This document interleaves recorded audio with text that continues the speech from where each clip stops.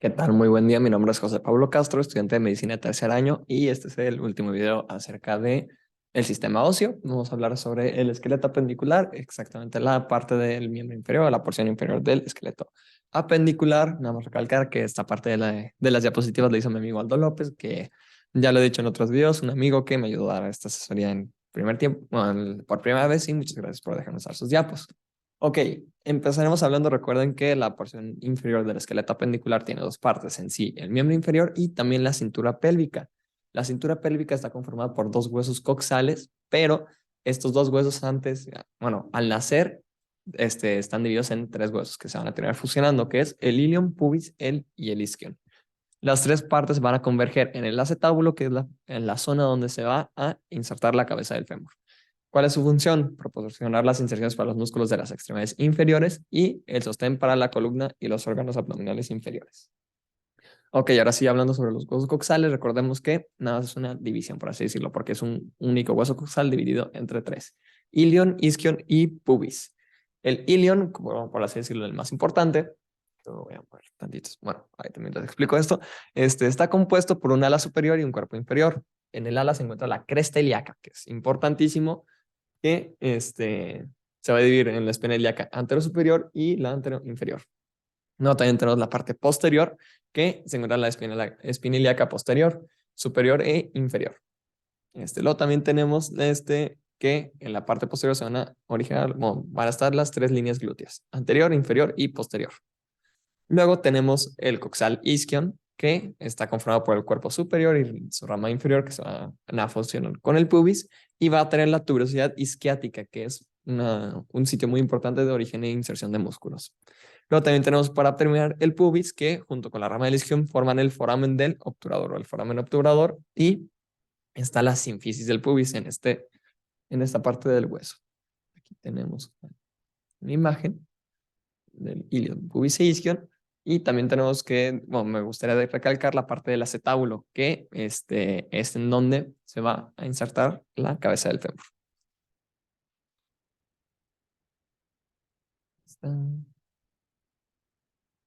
O la pelvis se va a dividir también en dos partes, en una pelvis mayor y una pelvis menor, pero esto no es tan importante.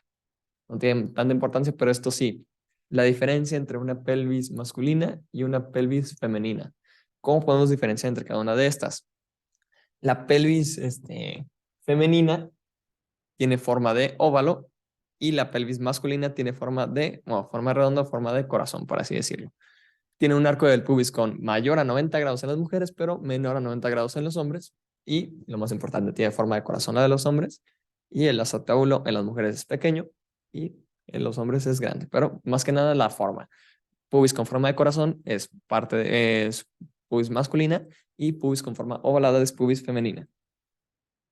Aquí está, se aprecia muchísimo mejor la diferencia: la pubis masculina y la pubis femenina.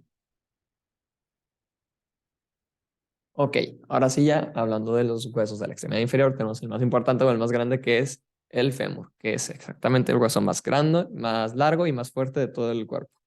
Lo vamos a dividir en dos: una parte proximal y en una parte distal. La parte proximal se encuentra, pues, más prominentemente la cabeza del fémur, que tiene una fosita para la inserción de músculos, recordemos. También se encuentra el cuello y un trocánter mayor y un trocánter menor. El trocánter mayor se va a encontrar en la parte lateral y el trocánter menor se va a encontrar aquí en la parte medial. Luego la parte distal la vamos a dividir también en dos: en una parte distal anterior y una parte distal posterior. La parte distal anterior nada más va a tener la cara patelar o la cara rotuliana, pero la parte posterior se va a dividir en dos cóndilos y en dos epicóndilos. Recordemos que epi de arriba. El cóndilo se va a dividir en lateral y medial, que se van a articular con la tibia, y los dos epicóndilos, que también son lateral y medial. Luego tenemos la rótula, que recordemos que es un hueso de tipo sesamoideo, y recibe el tendón del cuádriceps femoral. Y, ajá, ya con eso. Luego tenemos la tibia, que es el único hueso que sí se articula en sí con el fémur, porque el peroné no se articula con el fémur. Más que nada, ahorita es un poco de spoiler de la siguiente diapositiva, pero también lo vamos a dividir en dos partes: una parte proximal y en una parte distal. La parte proximal tenemos dos cóndilos: un cóndilo lateral y un cóndilo medial. El cóndilo medial se articula inferiormente con la cabeza del peroné, y el cóndilo lateral se articula con el fémur. Luego la parte distal perdón, la parte distal se articula con el astrálago, que es uno de los huesos del tarso. Ahorita vamos a ver bien sobre todos esos. Y tiene un malleolo medial y una escutadora peronea. Aquí tenemos una foto de la tibia. Y ahora sí, hablando del peroné o de la fíbula P, que este es un hueso, como por así decirlo, nada más como para inserción de los músculos. Es muy interesante este hueso, ya que como no sirve para cargar peso, en muchas cirugías donde hay una fractura demasiado grande y donde hace falta material óseo, se puede llegar a usar el peroné como sustituto de este material óseo para dar mejor la estructura. Lo vamos a dividir en dos partes, una parte proximal y una parte distal. La parte proximal vamos a tener la cabeza y se va a articular con el cóndilo lateral de la tibia, como ya les había dicho, y la parte distal se articula sí con el astrálago, que es uno de los huesos del tarso. Aquí tenemos. Ahora sí, hablando de los huesos del tarso, que a mí me gusta pensar que es como lo opuesto a los huesos del carpo, tenemos 7: calcáneo, astrálago, navicular, cuboides y 3 cuneiformes, medial, intermedio y lateral. Ok, el calcáneo es el encargado de dar, por así decirlo, la forma del talón, es decir, el más grande que está acá atrás. Pero el astrálago es con el que se va a articular más que nada la tibia y el peroné. Luego también tenemos el navicular, que debería estar aquí.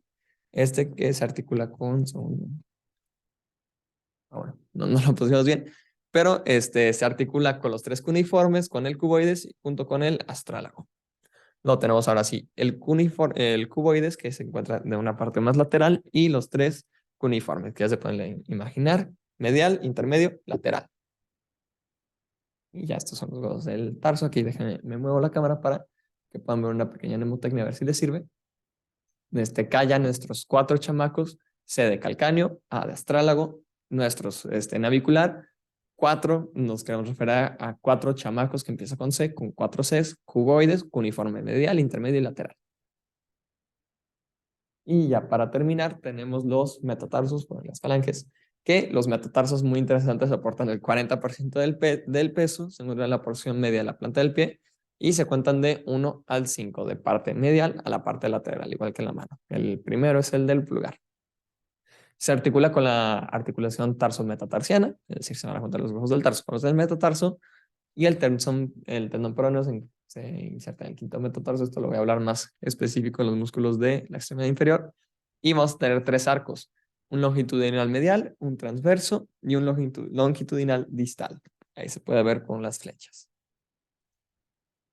Y ya para terminar, ahora sí, tenemos las falanges, que son 14 falanges totales, recordemos, igual que en el video de los músculos perdón, de la mano, digo, de los huesos de la mano. Son 14 falanges, nada más que el pulgar no tiene falange media, nada más tiene falange proximal y falange distal.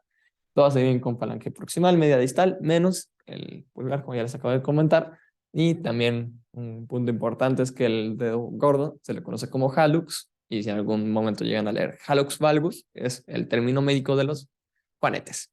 Y según yo ya es todo. Ahora sí, muchas gracias por poner atención. Cualquier duda, comentario, lo que sea, no tengan pena en decírmelo. Y ahora sí ya pueden pasarse a los videos de los músculos para que la van a entender de una mejor manera. Que tengan un excelente día. Muchísimas gracias.